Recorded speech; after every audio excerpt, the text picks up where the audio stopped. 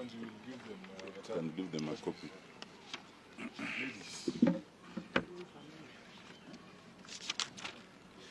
No, later, Yes, in case.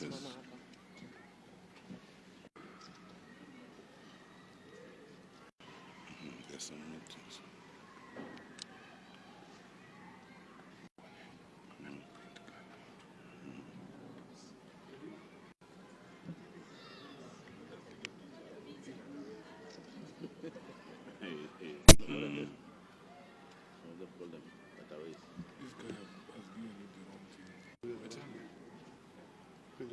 Yeah, because it's not made the corrections.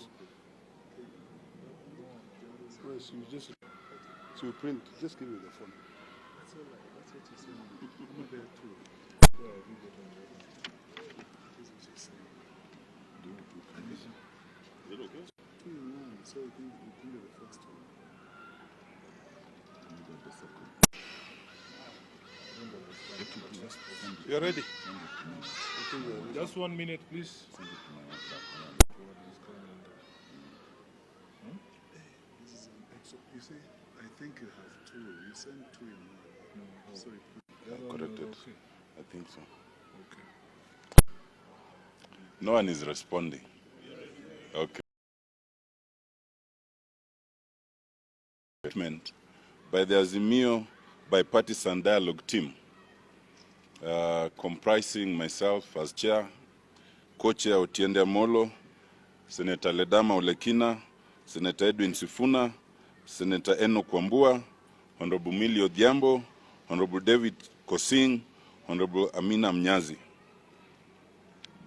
We, the team put together to spearhead dialogue on behalf of the Azimio la Umoja One Kenya coalition, have had various meetings, including this morning, to prepare for the onset of the talks. We individually and collectively thank our principals and colleagues in the coalition for the great honor bestowed upon us, and assure the coalition and our supporters and the general public that we will do our very best to ensure we achieve the set goals. We reiterate the commitment by the coalition and this team to an honest, open and genuine dialogue that will result in meaningful change in the lives of the people of Kenya. We will give every effort to find answers to the 4 main issues as framed by the coalition, namely, a reduction in the cost of unga, electricity and fuel, forensic audit of the IBC servers, bipartisan reconstitution of the IBC, and respect for democracy and party discipline. We reiterate our readiness and commitment to the process, but decry the delay exhibited by our Kenya Kwanza counterparts. We note the delay in naming the 7 members of the team, and up to now, note that they have not named the co-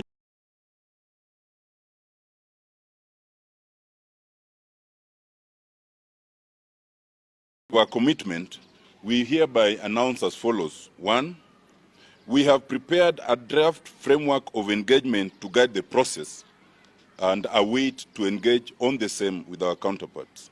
2, we have appointed the following as assisting counsel. First, Professor Makau Mutua, and second, Honorable Jeremiah Kioni. 3, we have appointed Advocate Paul Mwangi to act as Joint Secretary. We note that our counterparts have named Honorable Adan Kainan as part of their team. Honorable Kainan is a member of Azimio. The issue of party discipline is one of the 4 cardinal issues on the table, and his inclusion is in bad faith, unlawful, and intended to delay the process. We therefore request our counterparts to reconsider and replace Honorable Kainan so that we can move with speed. This is an extra-parliamentary process initiated by the principles of Kenya Kwanza and Azimio la Umoja One Kenya Alliance.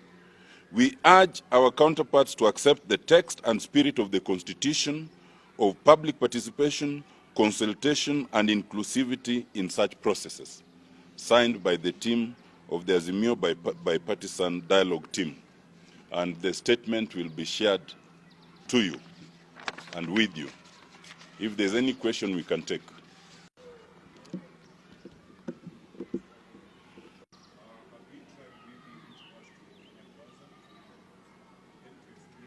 Just explained in the statement that we do not know who to engage. Until they name their co-chair, we wouldn't know who to approach. We are waiting for them to name their co-chair, then we can reach out.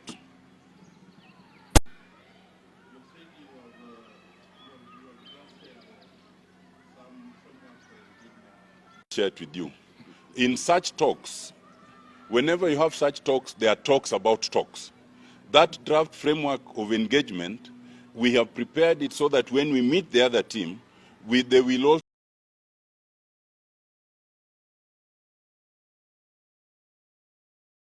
for engagement when they are ready. Any other question?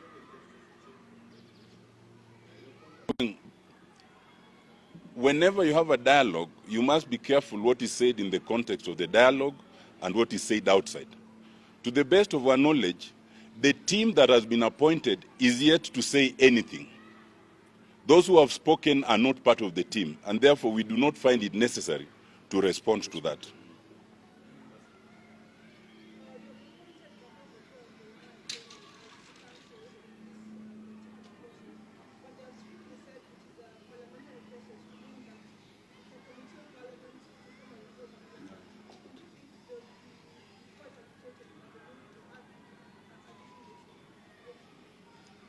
If you look at our statement, the ultimate paragraph, we have indicated that this is an extra-parliamentary process.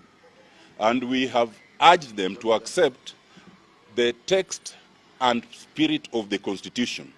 Our Constitution requires that any engagement that affects the public, whether it results in administrative, legislative, or constitutional changes, you must involve the public, there must be public consultation, and therefore there is no way you can have any process that is strictly parliamentary.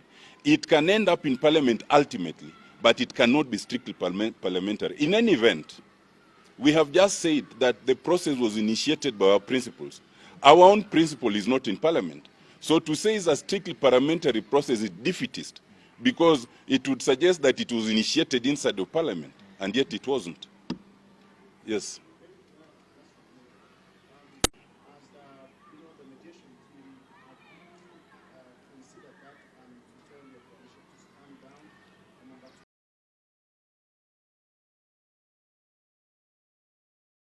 The cost of living, especially reduction in unga, fuel, and others, is our priority number one. We expect to raise it as the very first issue in our talks. We have never said that the talks will not start until. We have said it should be lowered immediately. We expect that when we start the engagement, that will be topic number one. Your first question was in terms of our engagement. Any political party must explain to its membership what it's doing. We had called for mass protest and it was going on. That was stood down. It is for us and the leadership of the party to engage and explain to its members that the reasons why we stood down the mass protest is the following, and the process that is going on is the following. We expect it to take about this kind of time, and if we succeed, fine. If we don't, what is the alternative? So these ones are not a continuation of the mass protest. These are consultations. That's why they are town halls and kamukunjis. They are not protests as we were doing before. So when we start engaging with our counterparts, we expect to make them understand that even for them, it is okay for them to keep engaging with their electorate and their followers and explain their position. I think that's enough. That's enough. Thank you very much. Have a... Oh yes, this is mine. Thank you. There'll be much